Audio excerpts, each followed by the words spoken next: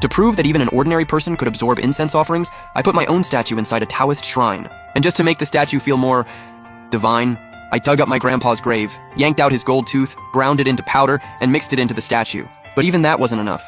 I snuck into a Buddhist temple and scraped the gold paint right off the Buddha statue, then smeared it all over mine.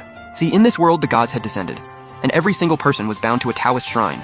People had to make offerings to the god in their shrine to get protection, but not every shrine actually had a god. Only the chosen ones had one. And unlucky me, I was exactly the kind of person the gods passed over. So to survive, I had no choice but to fake being a god myself. I dropped to my knees in front of the clay lump on the altar and kept screaming my own name at the top of my lungs. And somehow, that clay actually morphed into my likeness. That's when I noticed, besides the built-in follower chat, I now had a second perspective, the statue's POV. On top of that, I'd been added to a group called the Divine Management Chat. Inside, the gods were going absolutely off. And from their chat, I picked up a few key intel drops. First, danger was hitting in 1 hour, and the statue in your shrine was your only shield. Second, every statue needed incense offerings. Without them, it had become useless. And the incense could be hidden literally anywhere on the map. No time to think. I bolted straight for the door. But the second I stepped outside, what I saw nearly gave me a heart attack. Standing right at the entrance was this massive creature. Wild hair, green face, fangs and all.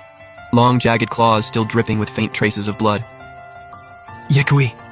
I don't know why, but that word just popped into my head. Good thing this thing couldn't move for now. Heart pounding, I carefully squeezed past it and slipped out of the shrine. Outside, the fog was insane. I couldn't tell which direction was which. If I just ran out blindly, I'd get completely swallowed up in that fog. So I opened the follower chat, hoping to find some clues. Anyone want to DM me some food? I'm starving. I got water and a knife looking to trade. Wait, you could transfer items through DMs? I filed that away as critical info. Then on a whim, I opened the Divine Chat again. From their conversation, I found out there was incense hidden in a shrine not far ahead. My heart jumped. To keep the gods from getting suspicious, I first pretended to look around aimlessly for a bit, then casually made my way forward. Sure enough, a few minutes later, a shrine appeared right in front of me. But as I got closer, red liquid was seeping through the cracks of the wooden door, and the air reeked of something rotting. My stomach turned, but I knew this wasn't the time to be scared. So I took a deep breath and kicked the door wide open. Even though I'd braced myself, seeing a headless corpse just lying there on the ground still made my whole body shake. I pushed through the nausea and tore through the shrine. Turns out I actually found some useful stuff. A few packs of expired instant noodles, a pile of wood, a lighter, an empty water bottle, and a rusty fruit knife. But the one thing I actually needed was missing. Where's the incense? No choice.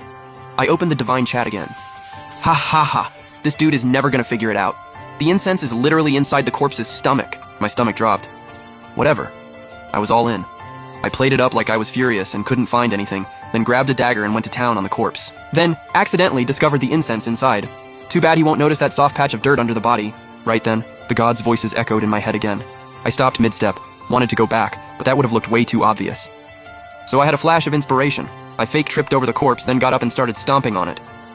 Just like that, I naturally discovered an oil lamp hidden underneath the body. At that moment, a scripture above it floated out a notification. Divine item, chanting lamp, an extremely rare divine item. Place it beside the incense burner, and all offerings to the god will be doubled. I happily pocketed everything and walked out of the shrine.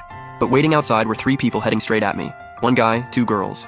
The dude had a scar on his face and was absolutely jacked. Trouble. I tried to carefully slip around them, but the muscle guy reached out and put his hand on my shoulder. Yo bro, we got lost looking for supplies. You mind taking us back to your shrine? Haha. My gut sank. I knew they were trying to leech off me, but I was outnumbered. Fighting wasn't an option. Then it hit me, I had the Yekui right at my door. I had a plan. I put on my friendliest smile and said, "Sure, I can take you, bro, but you can't expect to stay for free, right?" The muscle guy burst out laughing. "Bro, tonight, they're all yours?" I played it up, acting all sleazy, even reached up and stroked one of the girl's cheeks. The muscle guy was ready to explode, but held it together and smiled through gritted teeth. "Of course, little bro, do whatever you want." So I casually threw my arms around the 2 girls and strolled forward without looking back. The muscle guy followed behind, his expression getting darker by the second, eyes burning with rage. I deliberately walked slow up front. When we were less than 100 meters from the shrine, I suddenly shoved both girls backward, then sprinted inside at the fastest I'd ever moved in my life. By the time they figured out what happened, it was already too late. "You hiding in there like a coward?" But I didn't have time for that, and it was almost dark. I quickly pulled 3 sticks of incense from my pocket, stuck them in the burner, and set the chanting lamp right beside it. Then I bowed 3 times before the statue. In an instant, a system notification rang out in my head. Gained 60 devotion points, gained 60 incense points. At the same time, the people outside let out one final desperate scream, then went completely silent, replaced by the sound of something chewing. That sound didn't last long before it stopped. Then came the scraping, claws dragging across the door. Creak, creak. The door's durability started tanking fast, finally bottoming out at 1:30 before things finally went quiet. I let out a long, heavy breath and just collapsed on the floor. Once I calmed down, I opened the Divine chat. The group was absolutely buzzing. From their chat, I quickly snagged a few key info points. First, the more devout a follower, the more incense they could provide, 10 points max. Second, corpses were a massive boost for statues. I locked that in, then walked over to the beat-up wooden door and pulled up the system menu. It showed, upgrade to level 2 door, required, 1 Djinn of wood and 20 devotion points. Without hesitating, I pulled out the supplies I'd found and placed them in front of the door. In a flash, the wood vanished. The devotion points were deducted, and the entire door started transforming. The cracks filled right in. It got way sturdier and harder, and the durability jumped all the way to 50/50. But just when I was about to keep upgrading, the system threw out an error sound. Turns out I was missing the level 3 door blueprint, and I was short on materials and devotion points too.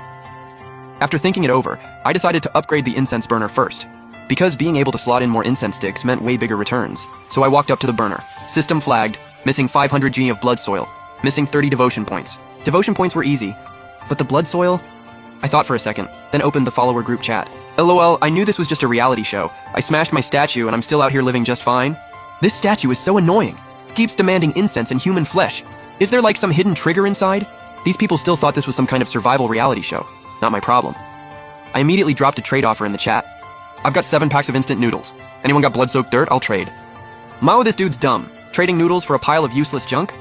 Sure enough, the roasts came flooding in like a wave, but in the end, I easily got exactly what I needed. I was originally going to use the materials to upgrade the burner right away, but then something clicked. I remembered my divine avatar could spend 3 incense points to conjure food. So what if I converted all my incense into food for trading? That'd be insane profit, right? I went for it immediately. One big sweep converted all 60 incense points into food. In the end, I scored the level 3 door blueprint and a level 1 peachwood sword blueprint. At first, everyone thought they'd found an easy mark. But once Yakui started showing up outside people's shrines one by one, they realized they'd been played. The whole group turned on me instantly. For a hot second, I was public enemy number 1. I didn't bother explaining and just quietly closed the chat. Where was all this energy before? A bunch of people who never even left their own shrines. Who else do you have to blame? After that, I upgraded the incense burner to level 2. It expanded noticeably. The display now showed 3 door 6, meaning I could slot in 3 more incense sticks. Then I pulled out the blueprint I just traded for and got ready to upgrade the door to level 3. But from outside came a roar. I told you, I'll haunt you even as a ghost.